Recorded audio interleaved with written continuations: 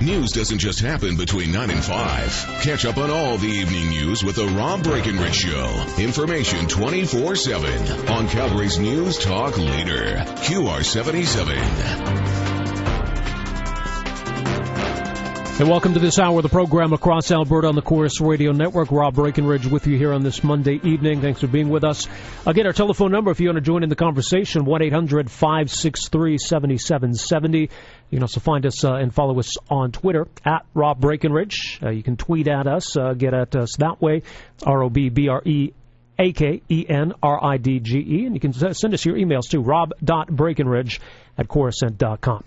Very excited to have our next guest in studio with us. I've spoken with him many times in the past, but never face-to-face. We got a lot to talk about, including his new book. It is called Delectable Lie, A Liberal Repudiation of Multiculturalism. Joining us in studio, Dr. Salim Mansur, also professor of political science at the University of Western Ontario.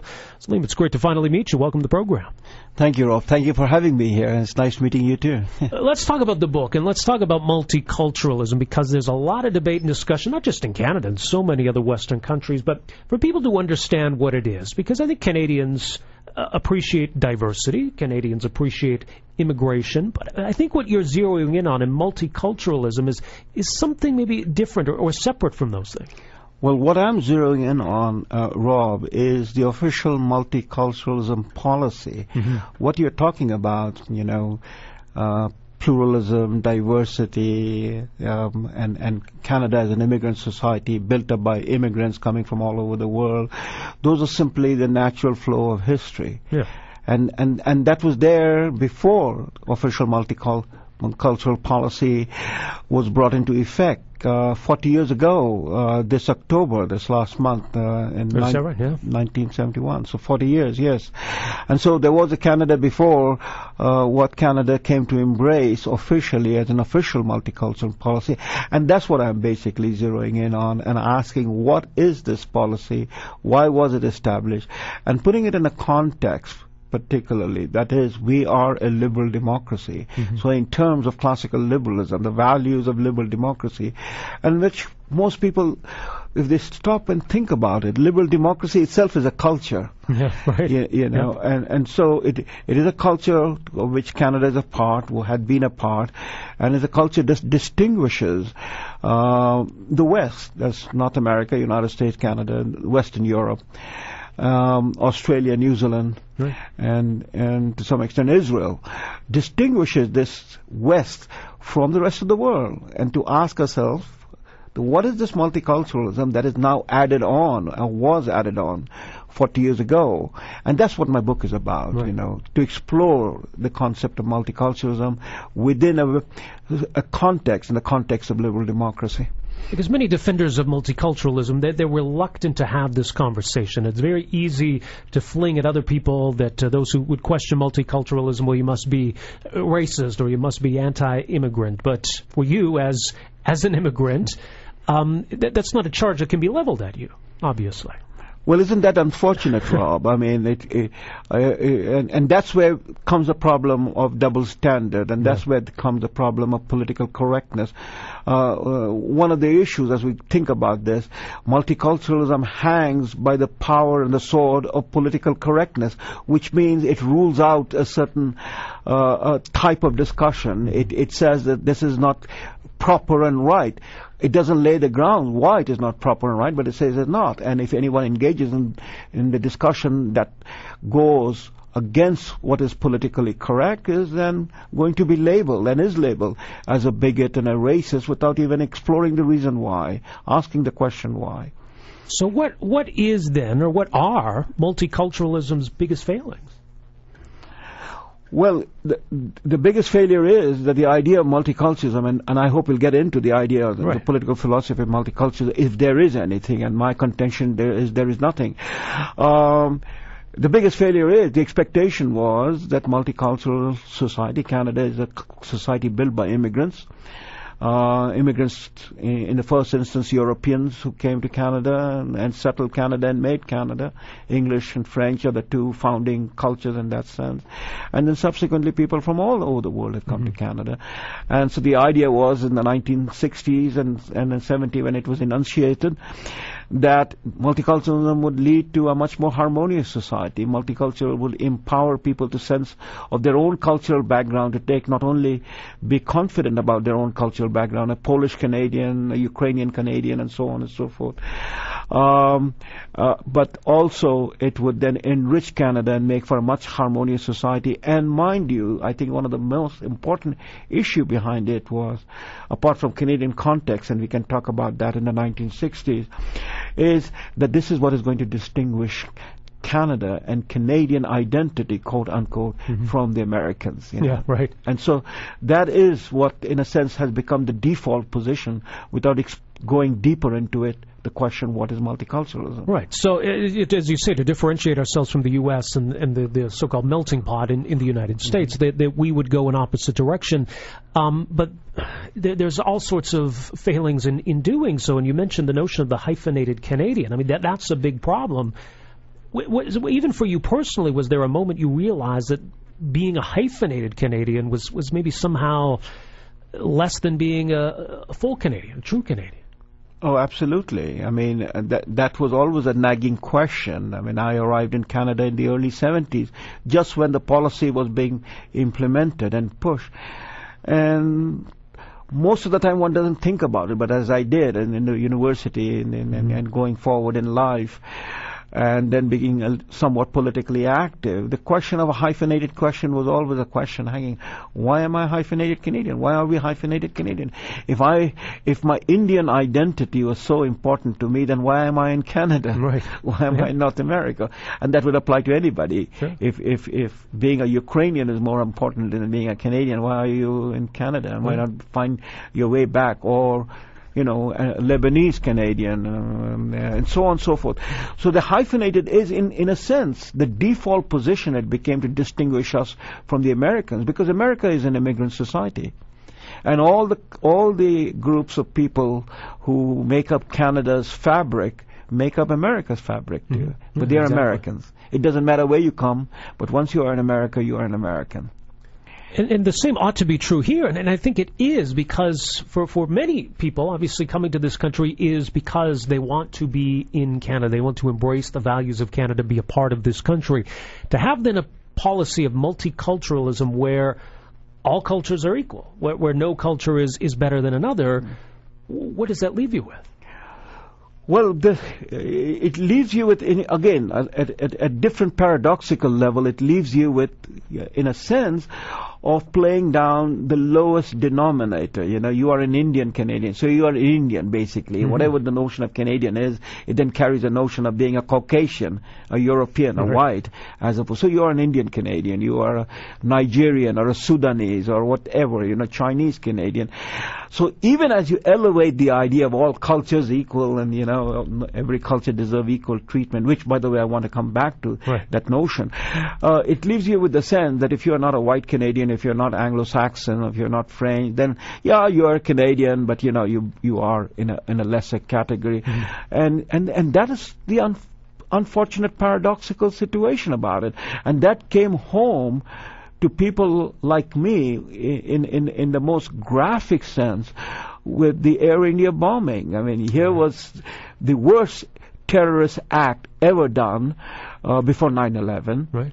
Yeah. The whole issue of the bombing that took place, but the whole issue of terrorism, in this case the Sikh Indians were involved in it, the Khalistanis, were conceived, hatched, nurtured, embellished, and put into execution in Canada.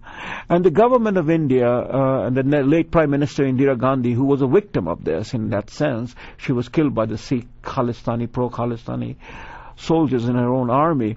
The government of Mrs. Gandhi kept warning the government of Canada, whether it was a liberal government at that, or then subsequently a conservative government of Brian Mulroney, that look, this is happening. These are people, who are terrible people, violent people. They're giving in, and India is a democracy and a Commonwealth country. But But look at it, the irony. I mean, our government paid no attention because this is an Indian problem. It's got nothing to do with the Canadian. And even as these people were carrying on their activities, our politicians were going into their holy temple, the gurdwaras, looking for their votes, as if, giving them a blank check to do whatever they wanted to do. And then the bombing takes place, something like 320 odd number, I don't have the exact number in my head, they die. They're all Canadians of Indian background like myself, women, children going on a holiday from Canada to visit their ancestral home. They're blown apart and nobody paid attention. It was again an Indian incident. It was an Air India plane, it was an Indian incident, and whatever and however bad it is, it never came home to the fact that they are Canadians. Every single one of them was a Canadian except for the air crew. And it has taken more than quarter century for the Canadian government and the Canadian public. I mean, you read the book by Kim Bolan about this, and even then it is not resolved because those people who were caught and, indicted, they walked again. They walked free. And we never came to realize that this was our tragedy. The people who died was us. Our people, and it was done by terrorists who were also Canadian. Right. you know? And this is a story that is truly a shocker that happens to those of us who have thought about it and the implications of what it meant.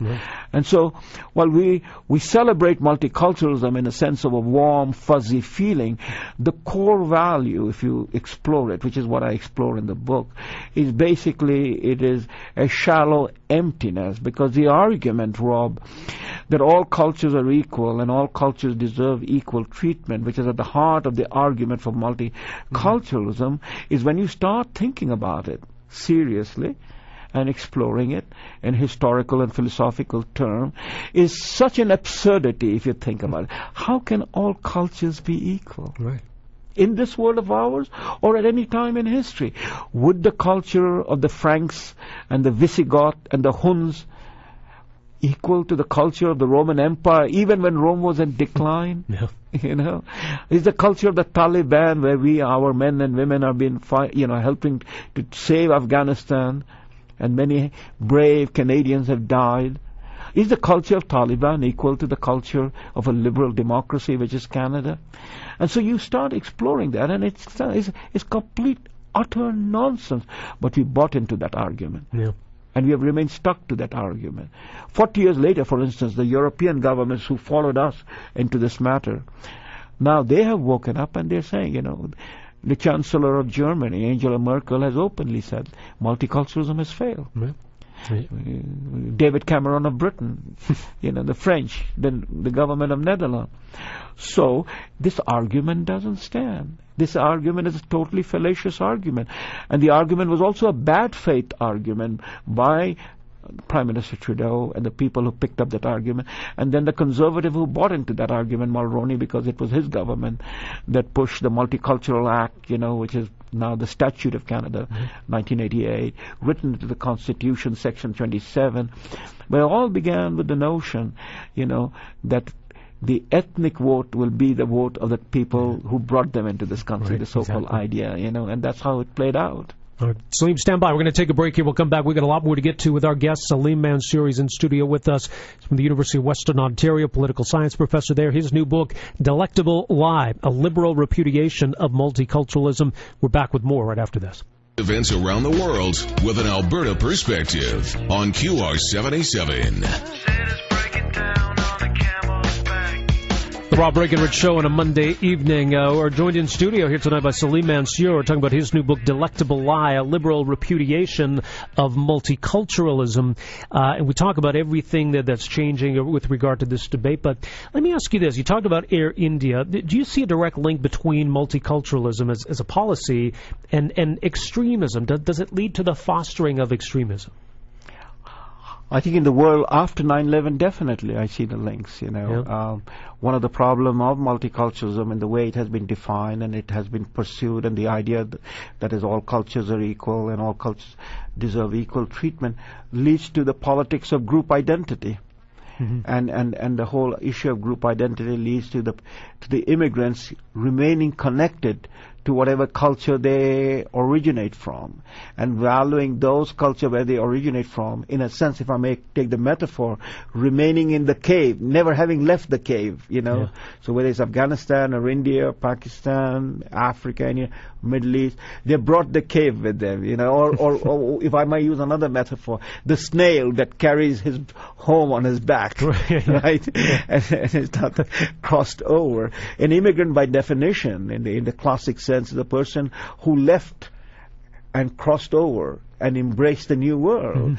John F. Kennedy wrote a famous book, A Nation of Immigrants, which is what we are. And you leave, and you're never sure that you ever will go back, and possibly you'll never go back in the circumstances. So multiculturalism has allowed the idea of group identity to foster and flourish and be nurtured.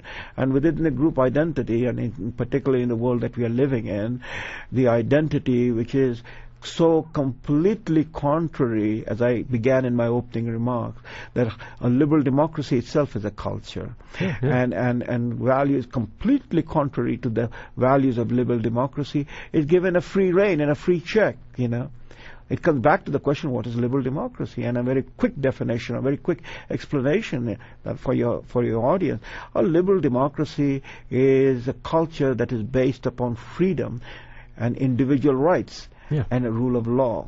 The freedom of the individual. We're not talking about group identity. We're talking about the individual. The individual, Rob, is the ultimate minority. The whole notion that in a multicultural sense we are embracing the minority. Well, in a multicultural sense, you're embracing the minority and abandoning the individual. Yeah. For you, as an immigrant then to Canada, and being Canadian, wanting to be Canadian, that didn't mean compromising any part of who you are. You didn't give anything up necessarily, did you? Right. I mean, and I talk about this, and I've talked about this publicly. In the fact that I'm Indian, it is written all over my DNA. Right. My color of my skin, my background, my religion, my name. And therefore but these are identity that I never chose to. This is the DNA with which I was born. Right. That can never be taken away from me, no more than a Japanese DNA can be taken away from a Japanese or a Chinese. But to be a Canadian is my free choice, and the notion of Canada means something very specific. It is a history and values and culture that is a liberal democracy, which I freely choose to be and embrace. And that is what multiculturalism undermines. All right. Well, stand by. We're going to take another break here. We will come back. We got a lot more to talk about with Dr. Salim Mansur, more on his book, more on multiculturalism. We'll talk about what's happening in other parts of the world as well. And, of course, if you read his columns in the Sun media, the Sun newspapers, he's got a lot to say on those matters. If you want to join in the conversation as well, certainly welcome to do so. Any comments or questions for Dr. Mansur, we welcome those. Again, the way to reach us here this evening, 1-800-563-7770, 1-800-563-7770. The opportunity here tonight to talk to Salim Mansur and talk about some of these issues, which I think we need to be talking more about in this country. And I think that's part of the impulse behind this book, to get Canadians talking about an issue that really is central to our identity and our future. So we'll come back. A lot more to talk about here with our guest, Dr. Salim Mansur. Again, his new book, it is called Delectable Lie, A Liberal Repudiation of Multiculturalism.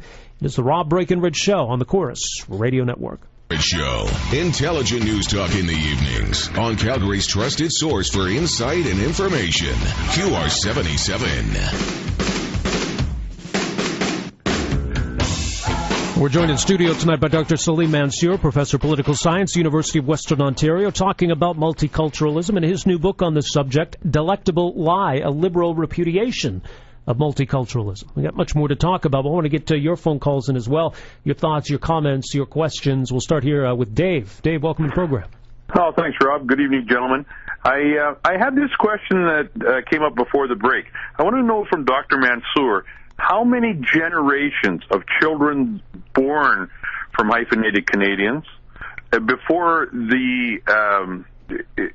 before I lose that idea that I'm still part of my old culture? Right. Yeah, it's an interesting question. So, I mean, if your parents, your grandparents, your great-great-grandparents, are you still supposed to be hyphenated, Salim?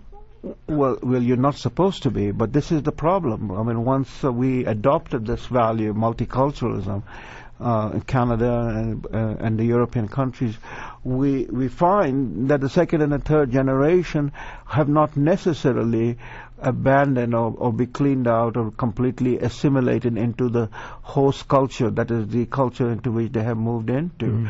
But this was not the case before. I mean, we were talking about this, in fact, vis-a-vis my book this afternoon at the University of Calgary, and I pointed out that, for instance, I mean, all of us are immigrants over here, but in the 20th century history, two great wars that were fought. The North Americans who fought, they fought in a sense against the old cultures. I mean, Germans and Italians and Hungarians, their parents who came and settled Polish.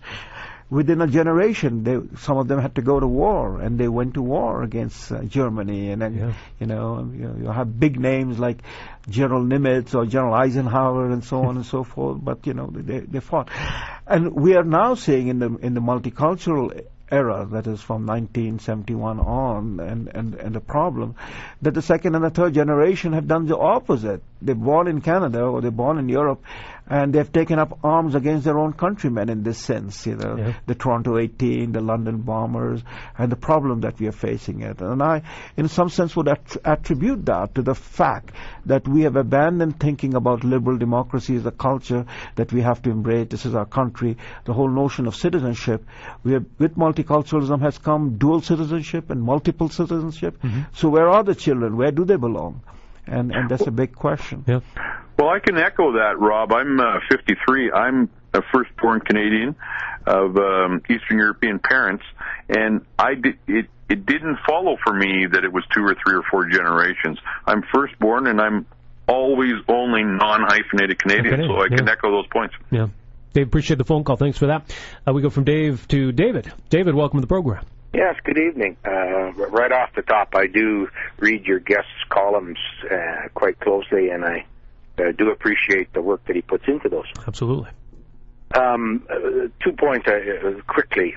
That Sleaze Trudeau used the term multicultural, and actually his original term was the mosaic. Yeah. So that he could garner the votes of the Italian community in Toronto, so he could stick it to he could thumb the English in their eye. That was his original purpose. So you started from a negative, and I can remember having arguments and listening to Robert Stanfield, and thinking to myself, the whole purpose of a mosaic is a bunch of tiles. But there's one common element, that if it's not there, you got nothing. And that's the cement that every tile must adhere to. It has to grab the cement, and the cement has to grab the tile.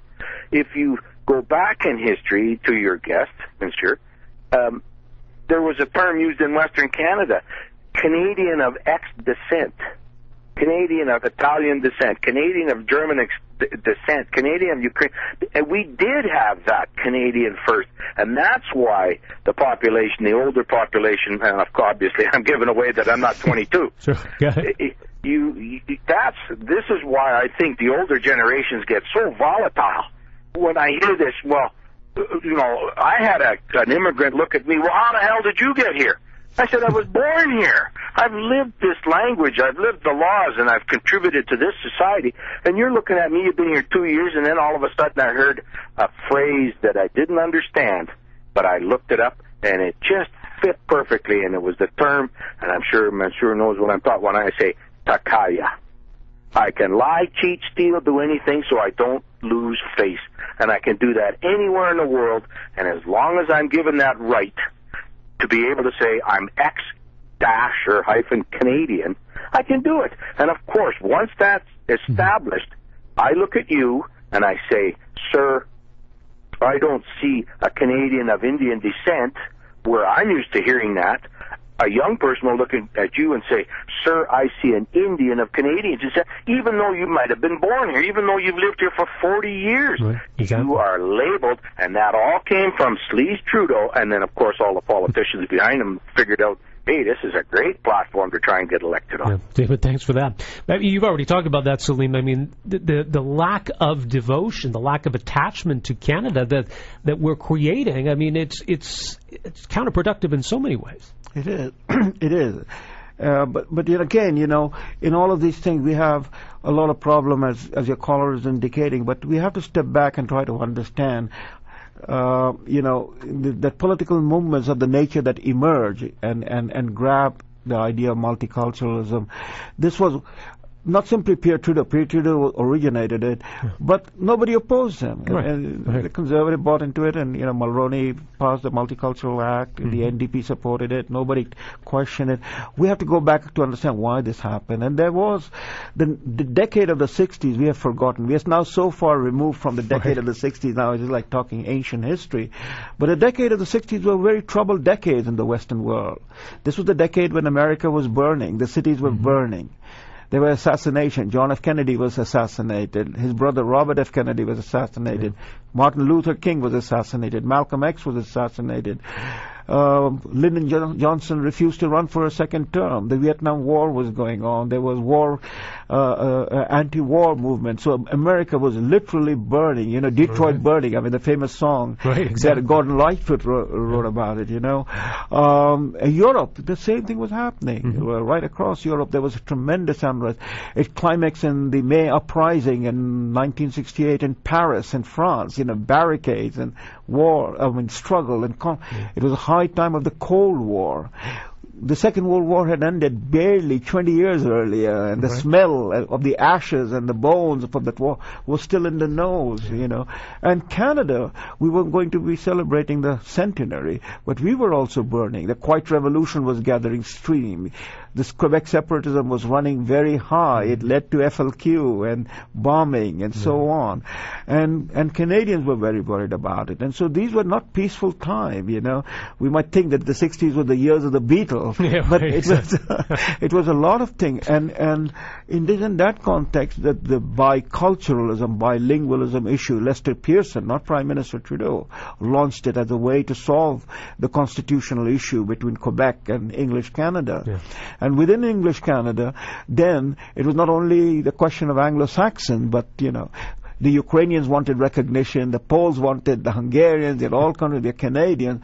And so the politician had to do with all of this mix. And out of this mush came the idea of multicultural. The problem, very quickly, Rob, is the word would have been absolutely proper to say Canada is a multi-ethnic state. Yeah, right. We are a multi-ethnic state because we come from all different backgrounds. First, the Europeans coming from all over Europe of different backgrounds, languages, culture, religion, Protestant, Catholic, Hutterites, Mennonites, on and on and on. And then the second wave and the third wave of new immigration after the Second World War from different parts of the Commonwealth and other parts. So we are a multi-ethnic society. I think the choice of the word was wrong. And it put us on a slippery slope, because when you talk about culture, you're talking about group identity, and that's where we have arrived today. Yeah, that's a great point. Let's take another break here. We'll come back, more to talk about with Salim Mansur, more time for your phone calls as well. It's the Rob Breakenridge Show. We're back after this. Between 9 and 5, catch up on all the evening news with the Rob Breakenridge Show. Information 24/7 on Calgary's News Talk leader, QR77. We're back, more time here with Dr. Salim Mansur, of course, author of the book Delectable Lie, A Liberal Repudiation of Multiculturalism. You also read his columns in the Sun newspapers across this country. You've had a lot of sharp insight into what's been going on in the Middle East, and it's just been unbelievable, where you've got old dictators being overthrown, perhaps new dictators to fill their place, old dictators still clinging to power like in Syria and Iran, and of course the latter on the verge now, it would seem, of developing nuclear weapons. So much to be concerned about. What concerns you the most? Well, Iran is on the top of the agenda. And the IAEA report that came out last week now completely confirms by an independent UN agency that Iran is way down the road on acquiring nuclear weapon capability. And the question is, what is the West going to do? What is the United Nations going to do? This is not a violation of, say, Canadian foreign policy or United States foreign policy, which is what basically most of the left keep yelling and screaming about. This is the United Nations. These were Security Council resolution under Chapter 7. And it seems that the United Nations is as divided as ever. In the Soviet Union, now Russia and China, they've already declared that they're going to veto any suggestions of trying to do anything about this. And I think we are at a terrible impasse. And the question that we all need to ask is, can we, that is the world, wait and see Iran have the nuclear capability, and then this is a country with a record of terrorist activity, and their intentions have been made very clear. I mean, they haven't minced a word about it, what they want. Israel is on their crosshair. And then southern Europe itself, the Persian Gulf, that they will be able to dominate. So I think that Iran is a number one issue. In the Arab world, what is happening is, the situation is, the choice was never between bad and good, which is what, whether the Obama administration or the starry-eyed people in North America and Western Europe, that the Arab Spring is about democracy and democracy breaking out, and it's going to be another liberal democratic world. And that was sheer illusion and utter nonsense. The choice is always between being bad and worse, and that's what is happening. But there are Democrats that exist. I mean, that there are liberals and moderates in these countries. How do then we stand with them? How do we help them? Well, the Democrats exist. I mean, I am a Muslim and I'm talking about it, and you've been reading me, and, I'm a liberal Democrat, and I'm a person with classical liberal values, and I'm a Muslim, and I don't see any conflict between my faith as a personal matter and my politics, which is the politics of a modern human being. And so there are lots of people like me, but the problem is the overall culture is not conducive to the issue about democracy, liberalism, freedom, because the core value is, again, what makes liberal democracy is about respecting individual freedom. That's individual rights. Whereas in the Middle East, as in just about most of the places in the world, whether it's China or Russia or most of the African countries, it is the group identity and the group-based thing. And so the culture that reinforces the group identity and the group values, which is what does not allow for the room for those people who are dissidents, who disagree, and who wants to open up the society to what we value. So, I mean, yes, we can celebrate the toppling of Muammar Gaddafi, and he was a nasty fellow, but there's not a lot of reason to be optimistic about what's coming next. Absolutely not. And in fact, how we have walked into the shambles. I mean, here we are in Canada, and we participated in it. The people, I mean, the day after Gaddafi was captured, and, we saw how he was brutalized and sodomized and killed. Gaddafi was a bad guy. There's no one here. Here's a guy who blew up the Air American, plane, and on. And he was going to have the weapons. He was trying to get nuclear weapon. But after what he saw happen to Saddam Hussein, he quickly reneged on it. But he was a brutal person. He was a dictator, a despot. But what we have replaced him with are the people who turn around immediately and said, we're going to bring about Sharia law, we're going to talk about, the first thing that they talked about was polygamy. It was fine to practice polygamy. Is this the value for which we are sending our best and the bravest to fight for, to impose a Sharia law system, whereas in Afghanistan we're trying to protect the people, we're trying to defend the people against the Taliban. So our policies are all over the map. We are not consistent about where we stand. I'm talking about not only Canada, but about the West. We're totally confused. We don't know how to deal with the situation. And we are seeing that the results that we expect are not what is going to happen. It's just the opposite. Well, I mean, it's frustrating. I mean, where there's glimmers of hope, as you say, I mean, we see cold hard reality come back and slap us in the face. How do we recalibrate our policies? Is there much we can achieve at this point? Well, Rob, there are examples, and from the recent history, which is what I in my writings have pointed out, and what the West, the liberal democracies now, if you don't want to talk about the West, the liberal democracy, and ironically when we talk about the liberal democracy or democratic society, they are predominantly Western, so we are back again to defining the West. We have to decide, how we're going to coexist with cultures that do not respect the values that we respect. And the precedent that I look to is, the 20th century, we dealt with the Soviet Union but we called it containment. Mm-hmm. We did not have an open relationship. The Iron Curtain came down. And even though we had a lot of misgivings about it, and if you look at the history of something over 50 years, there was at least one consistency, that this is a culture that we cannot trade with openly and freely and engage with. Mm-hmm. And we supported the people in there who were also trying to seek freedom. And for 50 years we hung tough on this matter. I think we have to think about that once again, that the struggle that we are in the sense with the Arab Muslim world, deserve to be thought about in that larger sense. Samuel Huntington wrote a whole book called Clash of Civilization, and we don't want to talk about it. Mm-hmm. But we are in it. I pointed that out, whether it was with the Indian situation, with the Sikhs, and with the Tamils. Our prime ministers and our leading politicians were going out fundraising and dancing with the Tamils, giving them full room to engage in their activity that they were engaging in, which we knew. They had blown up the president, they had blown up the prime minister, they were engaging in a guerrilla war. This is the clash of civilization. Do we want to be part of this? Do we want to abet it? Do we want to support it? Or do we want to draw a line? And I think if we carry on this way, we will be forced to draw a line, not because we want to, but the circumstance will push us to drawing a line. That's a great point. The book is called